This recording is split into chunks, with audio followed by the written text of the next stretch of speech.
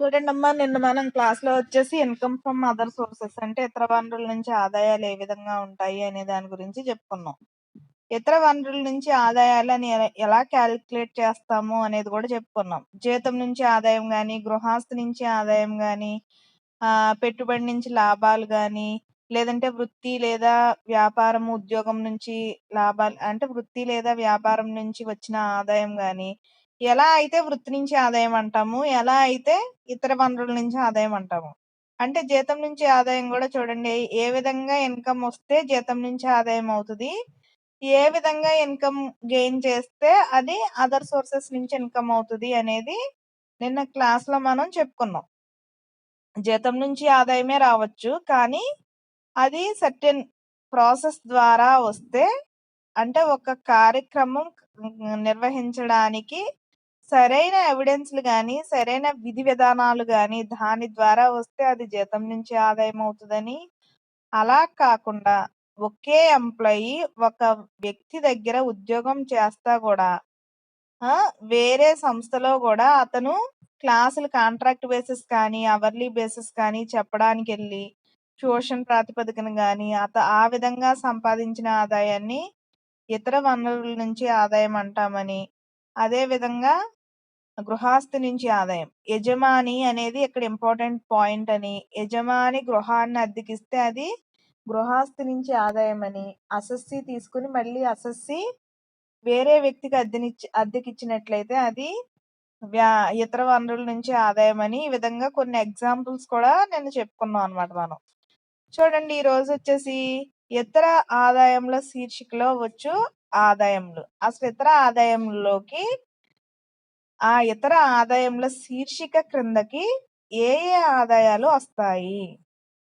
ఏ ఏ ఆదాయాలు వచ్చినట్లయితే దాన్ని ఇతర శీర్షికల క్రింద వచ్చే ఆదాయంగా మనం చెప్పుకుంటాము అనేది చూస్తే, చూడండి, అసస్సి వ్యవహారములను రికార్డు చేయు పద్ధతిని అనుసరించి ఇతర ఆదాయముల శీర్షికలలో ఆదాయము గణన చేయవలెను. అసస్సి వ్యవహారములను రికార్డు చేయు పద్ధతిని అనుసరించి, ప్రతి వ్యవహారాన్ని కూడా రికార్డ్ చేయాలి. ఈ రికార్డు చేయు పద్ధతిని అనుసరించి ఇతర ఆదాయముల శీర్షికలో ఆదాయం గణన చేయాలి. అసస్సి నగదు పద్ధతి ద్వారా వ్యవహారములను రికార్డు చేసిన ఆదాయమును వసూళ్లు చేసినప్పుడు మాత్రమే పన్ను చెల్లించవలెను. చూడండి, అసస్సి నగదు పద్ధతి ద్వారా వ్యవహారములు రికార్డు చేసిన నగదు వస్తేనే కదా మనకు ఆదాయం అనిపించేది. ఆ ఆదాయం వసూలు చేసినప్పుడు మాత్రమే పన్ను చెల్లించవలెను, అంతే కదా. నగదు రావాలి, ఆ నగదు కూడా ఆదాయంగా రావాలి. వచ్చినప్పుడు మాత్రమే పన్ను చెల్లిస్తాం మనం. మరియు ఖర్చులు వాస్తవంగా చెల్లించినప్పుడు తగ్గింపుగా ఇవ్వబడును. ఆదాయం వచ్చింది, ఖర్చులు తీసేస్తేనే కదా మిగిలింది ఆదాయం అవుతుంది. ఖర్చులు కూడా కలిపేసి ఆదాయం అయితే ప్రపంచంలో ప్రతి ఒక్కళ్ళు కూడా ట్యాక్స్ కట్టాల్సి వస్తుంది, అంతే కదా. ఆ ఖర్చులు తీసేసి మిగిలిన దాన్ని ఆదాయంగా చూపిస్తే మాత్రమే దాన్ని అంటే ఖర్చులన్నీ కూడా తగ్గింపుగా ఇస్తారు. ఖర్చులను తీసేసి చూపించిన ఆదాయంపై మాత్రమే పన్ను అనేది విధించబడుతుందన్నమాట. కానీ వ్యాపార వ్యవహారములను వ్యాపార పద్ధతిన రికార్డు చేసిన ఆదాయములు మరియు ఖర్చులు గడువును ఆధారంగా తీసుకుని ఈ శీర్షికలో ఆదాయములు లెక్కించవలెను. చూడండి, ఇక్కడ వ్యాపార వ్యవహారములను వ్యాపార పద్ధతిన అంటే వ్యాపార వ్యవహారాలని వ్యాపార పద్ధతిలో రికార్డు చేసిన ఆదాయములు మరియు ఖర్చులను, ఆదాయం అవ్వచ్చు, ఖర్చుల గడువును ఆధారంగా తీసుకుని, అంటే ఆదాయం ఈ ఇయర్ లో వచ్చింది, ఖర్చులు నెక్స్ట్ ఇయర్ లో చూపించాం కదా, ఈ ఇయర్ లో ఉన్న ఖర్చులనే తీసేసి, అంటే గడువు అంటే ఏంటి, మన క్యాలిక్యులేషన్ టైం పీరియడ్ ఏదైతే ఉందో ఆ గడువుని ఆధారంగా తీసుకుని ఈ శీర్షికలో ఆదాయంను లెక్కించవలెను. చూడండి, గమనిక, సెక్యూరిటీలపై వడ్డీ మరియు వాటాలపై డివిడెంట్లను గడువు ఆధారంగా పన్ను విధించబడును. చూడండి, సెక్యూరిటీలపై వడ్డీ, సెక్యూరిటీల మీద వడ్డీ గాని, వాటాలపై డివిడెంట్, వాటాల మీద ప్రకటించే డివిడెంట్ గాని వాటి గడువు ఆధారంగా పన్ను అనేది విధించబడుతుంది. నెక్స్ట్ చూడండి, ప్రత్యేకంగా నిర్దేశించబడిన శీర్షికలో ఆదాయమును చేర్చలేనప్పుడు అటువంటి ఆదాయములను ఇతర ఆదాయముల శీర్షికలో తీసుకోవలెను. ప్రత్యేకంగా నిర్దేశించబడిన శీర్షికలో అంటే ఒక ప్రత్యేకంగా నిర్దేశించబడిన శీర్షిక ఏదైతే ఉందో ఆదాయమును చేర్చలేనప్పుడు అంటే అందులో ఆదాయం చేర్చలేనప్పుడు అటువంటి ఆదాయములను ఇతర శీర్షికల క్రింద ఆదాయంగా తీసుకోవాలి. అంటే ఒక దాంట్లో చేర్చలేము, మనం జీతం నుంచి ఆదాయంగా లెక్కించలేము, దాన్ని ఏం చేస్తాం అప్పుడు ఇతర వనరుల నుంచి ఆదాయంగా తీసుకుంటాం. వృత్తి నుంచి ఆదాయంగా లెక్కించాం, అప్పుడు ఇతర వనరుల నుంచి ఆదాయం అసలు తీసుకోకూడదు. వృత్తి నుంచి ఆదాయంగా నియమ నిబంధనలకు విరుద్ధం. అప్పుడు ఏం చేస్తామంటే దాన్ని ఇతర వనరుల నుంచి ఆదాయంగా తీసుకుంటాం. ఈ ఇతర వనరుల ఆదాయములు క్రింది విధంగా కలవు. వేటిని ఇతర వనరుల నుంచి ఆదాయంగా తీసుకుంటాము అనేది చూడండి. ఫస్ట్ పాయింట్, సెక్యూరిటీలపై వడ్డీ. సెక్యూరిటీలు అనగా ప్రభుత్వం జారీ చేసిన బాండ్లు లేదా కంపెనీలు జారీ చేసిన డిబెంచర్లు. డిబెంచర్లు అంటే ఏంటి అంటే మనకి వాటాలు అయిపోయిన తర్వాత ఆధిక్యపు వాటాలు అయిపోయినాయి, ఈక్విటీ వాటాలు స్టార్టింగ్ లోనే అయిపోతాయి, ఆధిక్యపు వాటాలు అయిపోయిన తర్వాత ఏం చేస్తారంటే సంస్థ యజమానులు బ్యాంకు దగ్గరికి వెళ్ళి అప్పు తీసుకోవాలంటే ఆస్తుల్ని తనఖాగా పెట్టి అప్పు తీసుకోవాలి. అలా కాకుండా డిబెంచర్ల రూపంలో పెట్టుబడిదారులు ఎవరైనా ముందుకొస్తే వాటాలను డిబెంచర్ల రూపంలో జారీ చేస్తారనమాట. వాటిని డిబెంచర్లు అంటాం. అంటే ప్రజల నుంచి అప్పుగా కాకుండా కొన్ని వాటాలను చూపించి డిబెంచర్లుగా అమౌంట్ తీసుకుని వీళ్ళ అవసరం తీరిన తర్వాత ఇన్కమ్ వచ్చిన తర్వాత ఆ డిబెంచర్లను డివిడెండ్తో ప్రకటిస్తాయి. మళ్ళీ డిబెంచర్ దారులకు ఏం చేస్తాయంటే డిబెంచర్లు ప్లస్ డివిడెంట్ అంటే వడ్డీని డివిడెంట్గా ప్రకటించి ఇచ్చేస్తాయి. డిబెంచర్ల విమోచన అంటాం. అంటే డిబెంచర్లన్నీ కూడా డివిడెండ్తో సహా చెల్లింపు జరిగిపోయింది అని. ఈ విధంగా సెక్యూరిటీలు అనగా ప్రభుత్వం జారీ చేసిన బాండ్లు లేదా కంపెనీలు జారీ చేసిన డిబెంచర్లు. ఈ సెక్యూరిటీలు వ్యాపార రీత్యా అమ్మకమునకు లభ్యం కానప్పుడు మాత్రమే ఈ శీర్షికలో వచ్చును. ఈ సెక్యూరిటీలన్నీ కూడా వ్యాపారం రీత్యా అమ్మకమునకు లభ్యము కానప్పుడు అంటే అమ్మకం కానప్పుడు మాత్రమే ఈ శీర్షికలోకి వస్తాయి. నెక్స్ట్ వచ్చేసి వాటాలపై డివిడెంట్. డివిడెంట్ అంటే ఇప్పుడే చెప్పుకున్నా, డిబెంచర్లు విమోచనం చేసినప్పుడు డివిడెండ్తో సహా ప్రకటించి విమోచనం చేస్తారు. అంటే వాటాలపై డివిడెంట్ అంటే ఏంటంటే వాటాలని అంటే మనం పెట్టుబడి పెట్టాం, మనకి కొన్ని వాటాలు ఇచ్చింది కంపెనీ, ఆ వాటాల మీద వచ్చిన వడ్డీ అనకూడదు. వడ్డీ అంటే ఏంటి, మళ్ళీ అది ఇంట్రెస్ట్ లోకి ఇన్కమ్ లోకి వెళ్ళిపోతుంది. వడ్డీ అనకుండా ఏమంటామంటే ఆ వాటాల మీద డివిడెంట్ ని తీసుకుంటాం. అంటే ఇప్పుడు ఈక్విటీ షేర్ హోల్డర్స్ ఉన్నారు, ఆధిక్యపు వాటాదారులు ఉన్నారు. ఈ ఆధిక్యపు వాటాదారులు ఈక్విటీ వాటాదారులు కూడా వాళ్ళు సంస్థ స్టార్ట్ అయినప్పుడు కానీ లేదంటే సంస్థ రన్ అయ్యేటప్పుడు కానీ పెట్టుబడి పెడతారు సంస్థ డెవలప్మెంట్కి. ఆ పెట్టుబడి పెట్టినప్పుడు ఏం చేస్తారంటే సంస్థ ఆదాయం బాటలో నడిచినప్పుడు డివిడెంట్లను ప్రకటిస్తుంది. అంటే ఫస్ట్ డిబెంచర్ దారులకి డివిడెంట్ తో విమోచన చేసేది. ఎందుకని అంటే అప్పు తీసుకుంటాం కాబట్టి. తర్వాత ఆధిక్యపు వాటాదారులు ఎవరైతే ఉన్నారో వాళ్ళకు కూడా ఆధిక్యపు వాటాలని చెల్లించేస్తుంది. నెక్స్ట్ వచ్చేసి ఈక్విటీ వాటాదారులు తీసుకుంటారు. ఎందుకని అంటే ఈక్విటీ వాటాదారులు వచ్చేసి ఇక్కడ పర్మనెంట్ షేర్ హోల్డర్స్. సంస్థ లాభం వచ్చినా నష్టం వచ్చినా భరించగల వ్యక్తులు ఎవరైతే ఉన్నారో వాళ్ళని ఏమంటారంటే ఈక్విటీ షేర్ హోల్డర్స్ అంటారు. అంటే వాళ్ళు పర్మనెంట్ షేర్ హోల్డర్స్ అన్నమాట. ఈ పర్మనెంట్ షేర్ హోల్డర్స్ మీద అవ్వచ్చు, లేదంటే డిబెంచర్ దారుల మీద అవ్వచ్చు, లేదంటే ఆధిక్య వాటాదారుల మీద అవ్వచ్చు డివిడెంట్ అనేది ప్రకటించడం జరుగుద్ది. నెక్స్ట్ పాయింట్ చూడండి ఈ డివిడెంట్ వాటాలపై డివిడెంట్ కూడా 1/6/97కి ముందుగా స్వీకరించినచో అంటే 97వ సంవత్సరానికి 1997కి ముందే స్వీకరిస్తే అది కూడా ఇతర వనరుల నుంచి ఆదాయంలోకి వెళ్తుంది, కానీ ఇప్పుడైతే కాదు. చూడండి నెక్స్ట్ పాయింట్ వచ్చేసి సహకార సంఘములు మరియు ఇతర సంస్థలు జారీ చేసిన డిబెంచర్లపై వడ్డీ. చూడండి, సహకార సంఘాలు గాని, లేదంటే ఇతర సంస్థలు ఏదైతే ఉన్నాయో, ఆ సంస్థలు జారీ చేసిన డిబెంచర్లపై వడ్డీ. వాటాల మీద డిబెంచర్లు ప్రకటిస్తాం. డివిడెండ్ ప్రకటిస్తాం. డిబెంచర్ల మీద వడ్డీతో విమోచనం చేసేస్తాం. నెక్స్ట్, సహకార సంఘంలోని వాటాలపై డివిడెంట్లు. వాటాల మీద ప్రకటించే డివిడెంట్లు. చూడండి, డిబెంచర్లపై చెల్లించేదాన్ని వడ్డీ అంటాం. కానీ వాటాదారులకు ఇచ్చేది డివిడెండ్ అంటాం. అంటే అఫీషియల్ వర్డ్. వడ్డీ అని వాడమనమాట అక్కడ. మనకి అకౌంటింగ్ భాషలో. నెక్స్ట్ చూడండి, బ్యాంకు డిపాజిట్లపై వడ్డీ. బ్యాంకులో డిపాజిట్లేసాం. ఆ డిపాజిట్ల మీదే మనం ఇన్కమ్ ట్యాక్స్ అనేది పే చేస్తాం కాబట్టి, డిపాజిట్ల మీద వచ్చే వడ్డీ మీద మళ్ళీ స్పెషల్‌గా పే పే చేయాలి అంటే, ఇది ఇతర వనరుల నుంచి ఆదాయంగా తీసుకొని పే చేస్తాం. చూడండి, యాదృచ్ఛికమైన ఆదాయము. యాదృచ్ఛికమైన ఆదాయాలొచ్చేసరికి నిన్న నేను మీకు క్లాస్ చెప్పేటప్పుడు చెప్పా. అనుకోకుండా సంభవించే ఆదాయాలు ఏవైతే ఉన్నాయో వాటిని యాదృచ్ఛిక ఆదాయాలంటామని.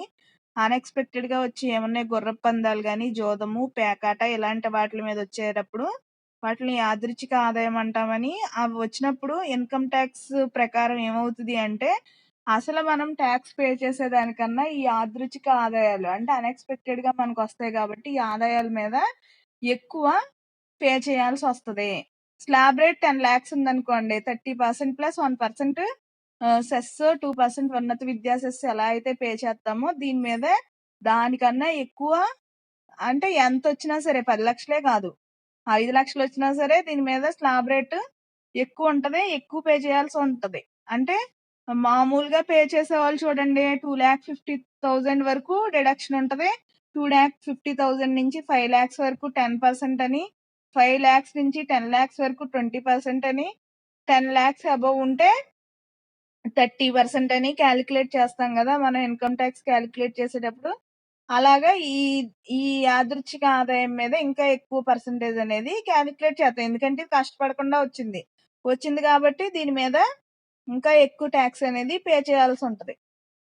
చూడండి, ఇక్కడ యాదృచ్ఛిక ఆదాయంలో ఉదాహరణకు లాటరీలో బహుమతులు, జోదము, గుర్రం పందాలు, లాభము మొదలైనవి. అంటే ఈ గుర్రపు పందాల్లో లాభం అవ్వచ్చు, లాటరీల్లో తగిన బహుమతులు అవ్వచ్చు. ఇలాంటి వాటి మీద గూడా ఇది ఇతర వనరుల నుంచి ఆదాయం శీర్షికలో తీసుకుంటాము. దీని మీద గూడా టాక్స్ అనేది ఎక్కువ పే చేయాల్సొస్తది.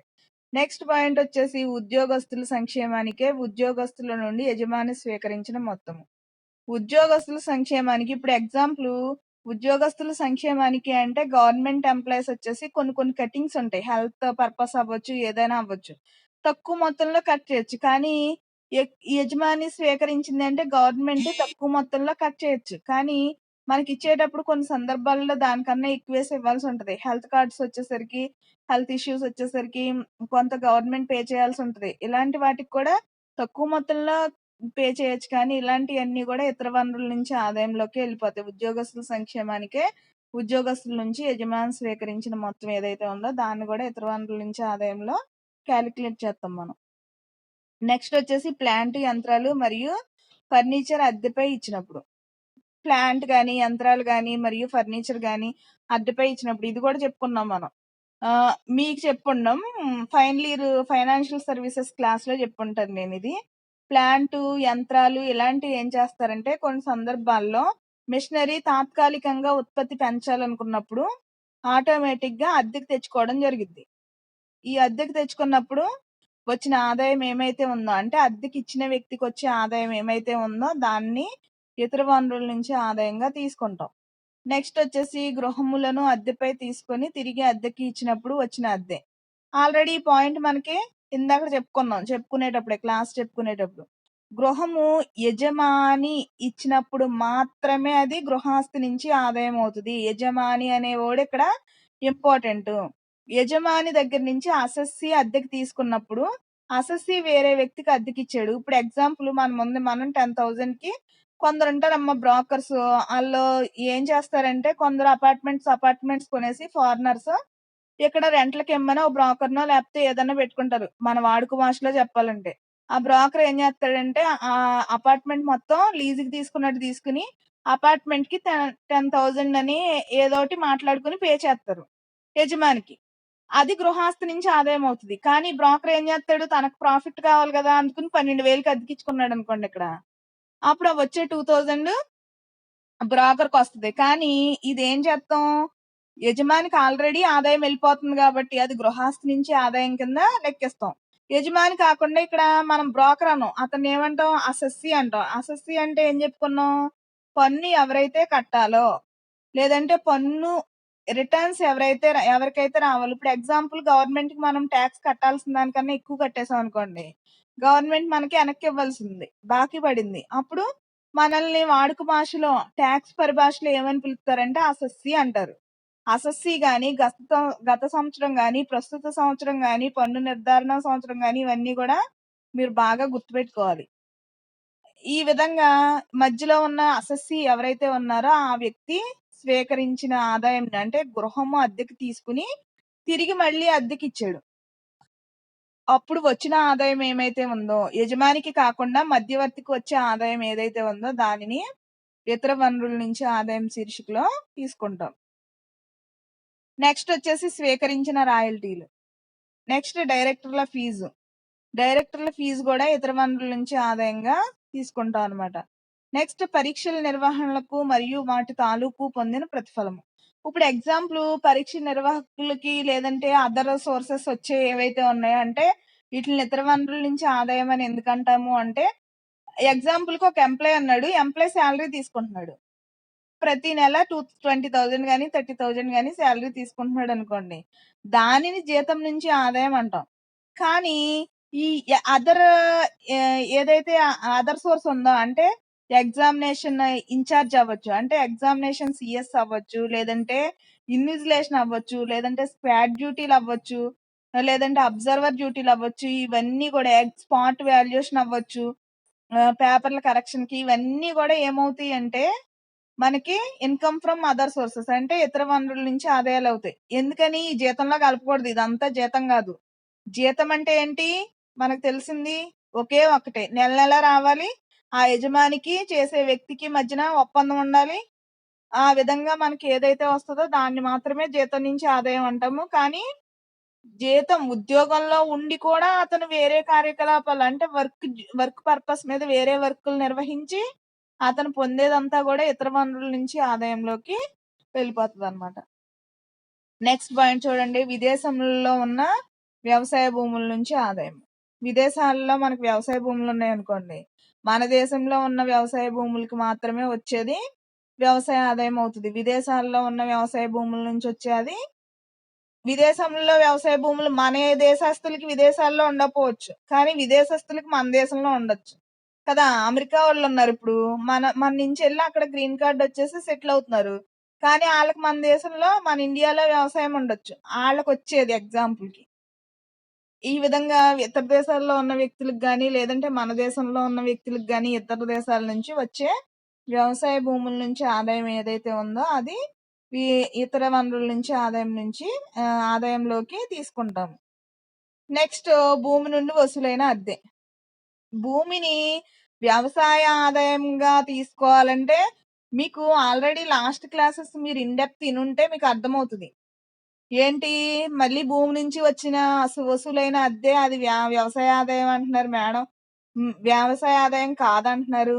భూమి నుంచి వసూలైంది వ్యవసాయ ఆదాయం అవుతదా అని అనుకోవచ్చు. భూమి నుంచి వచ్చింది వ్యవసాయ ఆదాయం అవ్వాలి అంటే మనం అక్కడ నోట్ అని ఒక పాయింట్ చెప్పుకుంటాం. ఏంటంటే భూమిని దున్ని విత్తనాలు వేసి వచ్చిన ఆదాయం మాత్రమే వ్యవసాయ ఆదాయం అవుతది. అక్కడ ప్రాథమిక షరతు, అనుబంధ షరతు అని 2 ఉంటాయి. ప్రాథమిక షరతు అంటే ఏంటి? భూమిని దున్నాలి, నాట్లు పెట్టాలి, విత్తనాలు విత్తాలి. అప్పుడు మాత్రమే దాని నుంచి వచ్చేది వ్యవసాయ ఆదాయం అవుతది. అనుబంధ షరతు ఏంటి? మొక్కలు పెంచడం, కట్ చేయడం అయన్నీ. అది సెకండరీకెళ్ళిపోద్ది. కానీ ప్రాథమిక షరతు నిర్వర్తించినప్పుడు మాత్రమే మనం తీసుకునేది వ్యవసాయ ఆదాయం అవుతది గానీ, లీజుకిచ్చేసి తీసుకునే అద్దె అది వ్యవసాయ ఆదాయం అవ్వదు. ఇతర వనరుల నుంచి ఆదాయము అవుతది. గుర్తుపెట్టుకోండి ప్రతి దానికి గూడా నోట్ ఉంటది. అందుకే నేను అన్ని సార్లు జీతం నుంచి ఆదాయం అంటే ఏంటి? జీతం నుంచి కాని ఆదాయం అంటే ఏంటి? అది జీతం నుంచే వత్తది. చెప్పుకున్నాం చూడండి. ఎగ్జాంపుల్ అతను ఉద్యోగం చేస్తున్నాడు. వచ్చేది జీతం నుంచి ఆదాయం. ఇప్పుడు గవర్నమెంట్ ఎంప్లాయీ. అతనికొచ్చేది జీతం నుంచి ఆదాయం. కానీ అదే ఎంప్లాయీ ప్రైవేట్ ఇన్‌స్టిట్యూషన్‌లో గాని, లేదంటే ఇంటికాడ గాని ట్యూషన్‌లు చెప్పుకునో, లేకపోతే ప్రైవేట్ ఇన్‌స్టిట్యూషన్‌లో కాంట్రాక్ట్ బేసిస్ మీద, అవర్స్ బేసిస్ మీద చెప్పుకున్నవి 2 ఉద్యోగ ఆదాయాలు ఎలా వచ్చేస్తాయి? అంటే 2 జీతాలు ఎలా వచ్చేస్తాయి? ఒకే వ్యక్తికి రావు గదా! అందుకని కేవలం అగ్రీమెంట్ మీద ఇదయింది మాత్రమే అంటే యజమానికి తనకి కుదిరిన ఒప్పందం ప్రకారం అతను నెల నెలా జీతం తీసుకుంటున్న దాన్ని మాత్రమే వ్య ఉద్యోగం నుంచి, జీతం నుంచి ఆదాయంగా చెప్తాం గానీ, మిగిలిన దాన్ని ఇతర వనరుల నుంచి ఆదాయంగా తీసుకుంటాం అనమాట. సేమ్ ఇక్కడ గూడా అంతే. భూమిని కేవలం తన సొంత సేద్యంలో బెట్టి వ్యవసాయం చేసినప్పుడు మాత్రమే అంటే ప్రాథమిక పనులు అతను నిర్వర్తించినప్పుడు మాత్రమే అది వ్యవసాయ ఆదాయం అవుతది గానీ, మిగిలింది వ్యవసాయ ఆదాయం కాదు. భూమి నుంచి వసూలైన అద్దె వ్యవసాయ ఆదాయం కాదు. ఇతర వనరుల నుంచి ఆదాయం అవుతది. స్వీకరించిన కమిషన్. చిట్ ఫండ్స్ ఇలాంటివి రన్ జేసి స్వీకరించిన కమిషన్స్ ఉంటాయి గదా! ఆ ఫైనాన్స్ షాపులు నిర్వర్తించి కమిషన్స్ తీసుకుంటారు గదమ్మా! కొందరు కమిషన్ బేస్డ్ బిజినెస్ చేస్తారు గదా! అదంతా గూడా ఇతర వనరుల నుంచి ఆదాయం అవుతది. విదేశీ ప్రభుత్వములు జారీ చేసిన బాండ్లపై వడ్డీ. విదేశీ ప్రభుత్వములు ఏదైనా బాండ్లు జారీ చేస్తే దానిపై వడ్డీ. నెక్స్ట్ చూడండి శాసనసభ్యులు, పార్లమెంట్ సభ్యులు పొందిన జీతాలు. అంటే ఆళ్ళు ఎంప్లాయీగా ఉన్నప్పుడు మాత్రమే కాకుండా ఎమ్మెల్యే, ఎంపీలు ఈళ్ళున్నారు గదా! వీళ్ళకి ఆన్ డ్యూటీ ఉన్నప్పుడు మాత్రమే కాకుండా వాళ్ళు ఈ పదవి కోల్పోయిన తర్వాత గూడా వాళ్ళకి బ్రతికినంత కాలం గవర్నమెంట్ పే చేస్తది మంత్లీ. దానిని ఏమంటామంటే మనం ఇతర వనరుల నుంచి ఆదాయం అంటాం. జీతం నుంచి ఆదాయం అని అనం. నెక్స్ట్ చూడండి లాస్ట్ పాయింట్. వ్యాపార చిహ్నములు మరియు ప్రచురణ హక్కులు ఇతరులు వాడుకొనుటకు అనుమతించినందుకు పొందిన ప్రతిఫలము. వ్యాపార చిహ్నాలు గాని, లేదంటే ప్రచురణ హక్కులు గాని అంటే ఏంటంటే మనం ఆహ్, ప్రింట్ చేసుకోవడానికి కానీ, ఇతరుల విషయాలకు సంబంధించి ఇన్ఫర్మేషన్ మనం ప్రింట్ చేసుకోవడానికి కానీ, లేదంటే వ్యాపారానికి సంబంధించిన చిహ్నాలని ఒకళ్ళు వాడే చిహ్నాన్ని వేరే వాళ్ళు వాడటానికి గాని, ఇలా ఇతరులు వాడుకోవడానికి అనుమతించిన అనుమతించినందుకు పొందిన ప్రతిఫలం ఏదైతే ఉంటదో, దానిని గూడా ఇతర వనరుల నుంచి ఆదాయమే అంటాం. అర్థమైంది కదా! ఇతర వనరుల నుంచి ఆదాయం అంటే ఏంటి? ఇతర వనరుల నుంచి ఆదాయం స్వీకరించేటప్పుడు దేని నుంచి వస్తే అది వృత్తి లేదా గృహాస్తి లేదా జీతం నుంచి ఆదాయం అవుతది. ఏ విధంగా వస్తే ఇతర వనరుల నుంచి ఆదాయం అవుతది. అసలు ఇతర వనరుల ఆదాయం శీర్షికలోకి వచ్చే ఆదాయాలేంటి? ఇవన్నీ గూడా మనకి ఈ క్లాస్‌లో చెప్పడం జరిగింది. చూడండమ్మా, మీ సెకండ్ బీకామ్‌కొచ్చేసి అటెండెన్స్ చాలా అంటే చాలా తక్కువుంటుంది. ఇంకా ఇంప్రూవ్ అవ్వాలి. నేను ఫీజులు కట్టించుకునేటప్పుడు గూడా మీకు ఎగ్జామినేషన్ ఫీజులు కట్టించుకునేటప్పుడు గూడా చాలా సార్లు ఇంకా ఆన్‌లైన్ క్లాసులకి రానోళ్ళతో అసలు కట్టించుకోనంటే మీరంతట మీరే ఇది చేసి కట్టడం జరిగింది. అవునా కాదా? మేమొచ్చేస్తామండి అని జెప్పేసి మరీ కట్టారు ఫీజులు. మరిప్పుడెందుకని రావట్లేదు? ఆ! ఇంకా తక్కువ స్ట్రెంత్ ఎందుకు జాయిన్ అవుతున్నారు? ఏమ్మా? రోజు రోజుకి తక్కువ స్ట్రెంతే జాయిన్ అవుతున్నారు. ఎందుకని తక్కువ స్ట్రెంత్ జాయిన్ అవుతున్నారు? మీ ప్రాబ్లమ్ ఏంటి?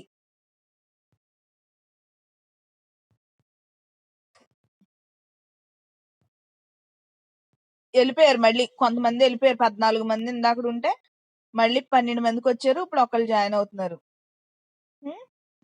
ఎందుకని మీరు అంత స్లోగా జాయిన్ అవుతారు? క్లాస్ స్టార్ట్ అయిన తర్వాత కూడా చాలా స్లోగా కనెక్ట్ అవుతారు. ఎప్పుడుకోను మళ్ళీ ఇంకొకళ్ళు జాయిన్ అయ్యేటప్పటికి ఒకళ్ళు ఎళ్ళిపోతారు. ఇందులో ఏ స్క్రీన్ షాట్ పెట్టాలో తెలీదు మాకు. ఏంటమ్మా మీ ప్రాబ్లమ్స్ ఏంటసలా? నెక్స్ట్ వచ్చేసి అసైన్‌మెంట్లు రాస్తున్నారా అందరూ? ఏమ్మా? అసైన్‌మెంట్లు రాస్తున్నారా? రాసారా? నోట్స్ కూడా అందరిది పెండింగ్ లేకుండా అయిపోయినట్టే కదా! ఫోర్త్ యూనిట్ వరకు. ఫోర్త్ యూనిట్ ఇప్పుడు రన్ అవుతుంది కాబట్టి, ఫోర్త్ యూనిట్ రాద్దురు గాని. నెక్స్ట్ అసైన్‌మెంట్ టాపిక్స్ ఇస్తాను. సెమినార్స్ చెప్పాలమ్మా. సెమినార్స్ ఎప్పుడు చెప్తారు చెప్పండి? మీకు ఇంటర్నల్ మార్క్స్ ఉన్నాయి గదా! 25 మార్క్స్. ఆ 25 మార్క్స్ ఎయ్యాలంటే మీకు స్టూడెంట్ సెమినార్ గాని, గ్రూప్ డిస్కషను, క్విజ్ నెక్స్ట్ ఇవన్నీ కరిక్యులర్ యాక్టివిటీస్ ఏవైతే ఉన్నాయో ఆ కరిక్యులర్ యాక్టివిటీస్ అన్నిట్లో కూడా మీరు పార్టిసిపేట్ చేస్తేనే మీకు పాయింట్స్ అనేవి కరెక్ట్ గా ఇవ్వాలి మేము. 25 అవుట్ ఆఫ్ 25 కి మీరు ఎగ్జామ్ రాస్తే వచ్చేది, అంటే ఇంటర్నల్ మిడ్ ఎగ్జామ్ రాస్తే వచ్చేది మీకు 15 మార్క్స్ మాత్రమే. మిగిలిన 10 మార్క్స్ కూడా మీకు కరిక్యులర్ యాక్టివిటీస్ ఏదైతే ఉన్నాయో, సెమినార్ గానీ, గ్రూప్ డిస్కషన్ గానీ, క్విజ్ గానీ, ఇంకా అదర్ యాక్టివిటీస్ మేము ఏదైనా కండక్ట్ చేస్తే ఆ యాక్టివిటీస్ లో మీరు పార్టిసిపేట్ చేసినప్పుడు మాత్రమే ఇవ్వాలి. సెమినార్ ఎప్పుడు చెప్తారు, ఏ టాపిక్ మీద చెప్తారు, మీరు అందరూ డిసైడ్ చేసుకుని, అంటే మీరు అందరూ డిస్కస్ చేసుకుని డిసైడ్ అయినా పర్వాలేదు. మీరు ఎప్పుడు చెప్తాను సెమినార్ అంటే అప్పుడే నేను కండక్ట్ చేస్తాను. Next week Monday to Saturday మీరు ఎప్పుడు అనుకుని ఒక డేట్ ఫిక్స్ చేసుకుని మీరు ఏ టాపిక్ చెప్తాను అంటే ఆ టాపిక్ మీదే నేను సెమినార్ కండక్ట్ చేస్తాను. జనరల్ టాపిక్ అవ్వచ్చు, సబ్జెక్ట్ టాపిక్ అవ్వచ్చు. జనరల్ టాపిక్ అంటే ఏదో బయట విషయాలు కాదు, మన కామర్స్ కి సంబంధించిన టాపిక్ ఏదైనా మేము ఆ పలానా టాపిక్ మీద సెమినార్ చెప్తామండి అంటే ఓకే.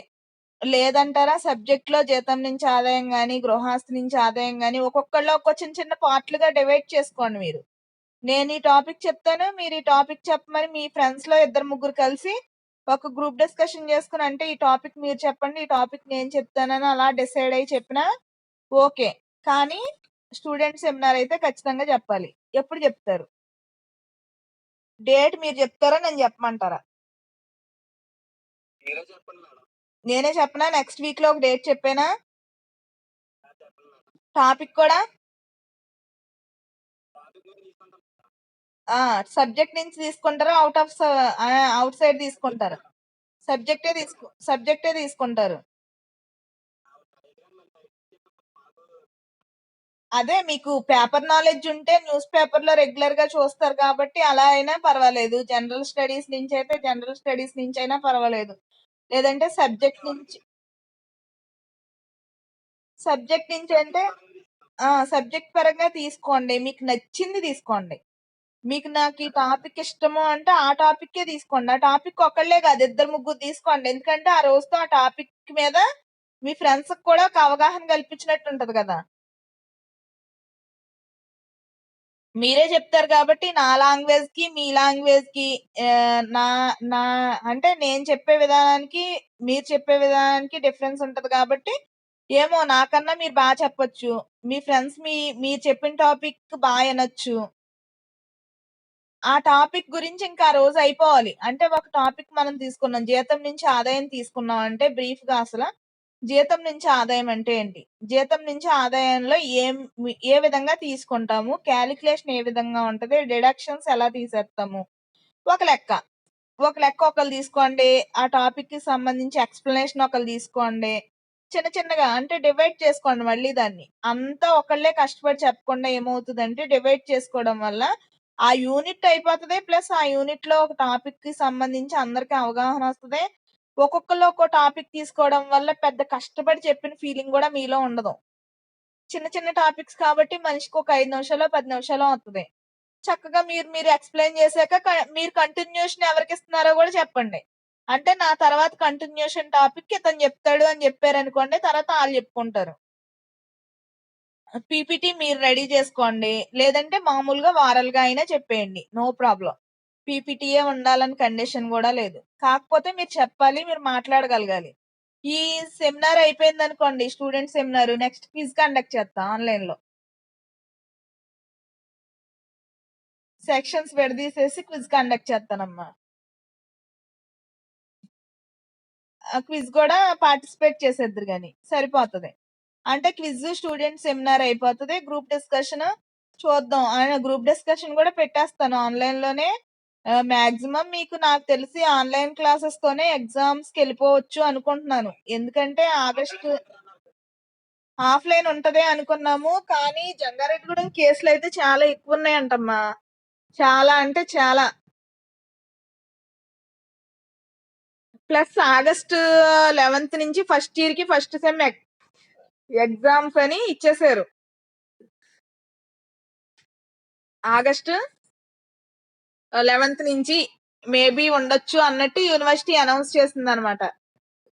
అంటే యూనివర్సిటీ ఆగస్ట్ 11th నుంచి వాళ్ళకి పెడితే ఆగస్ట్ ఎండింగ్ కి మీకు టైం టేబుల్ ఇవ్వచ్చు అని నేను అనుకుంటున్నాను, షెడ్యూల్. ఎందుకంటే మీకు 1 ఇయర్ అయిపోయినట్టే గదా! ఇప్పుడు మీకు సెకండ్ ఇయర్ కంప్లీట్ అయిపోయి మీరు ఫైనల్ ఇయర్‌లో గూడా సగం డేస్ అయిపోవాలి కదా! ఇప్పటికే టైం డ్రాగన్ అయిపోయింది కాబట్టి ఆగస్ట్ ఎండింగ్‌కి గాని, సెప్టెంబర్ ఫస్ట్ వీక్‌లో గాని మీకు టైమ్ టేబుల్ ఇచ్చేయచ్చేమో అని నా ఉద్దేశం.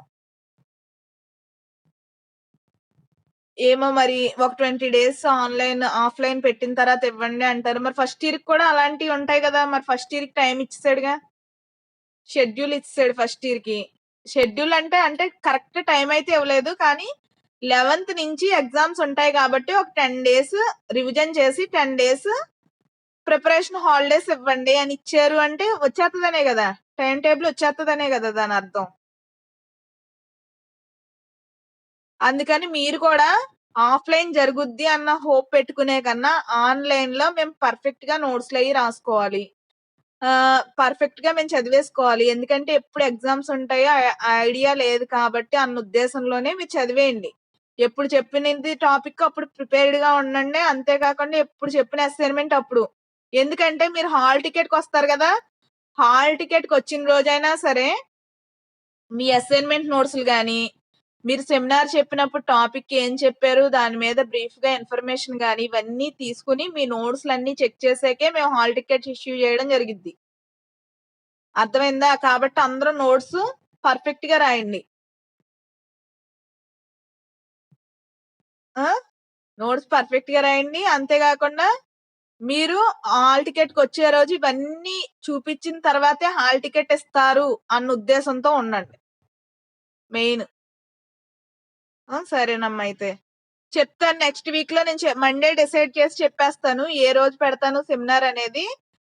టాపిక్ మీరు చెప్దురు గాని మండేకి ప్రిపేర్డ్‌గా ఉండండి. టాపిక్ ఏంటి అనేది ఒక 5, 6 పిల్లలు కలిసి మీరిది చెప్పండి, మీరిది చెప్పండి అనుకోని మీరందరూ డిసైడ్ అయిన తర్వాత నాకో మాట చెప్పండి. నేను అదే టాపిక్ మీద ఆ రోజు స్టూడెంట్ సెమినార్ కండక్ట్ చేస్తాను. ఓకేనా?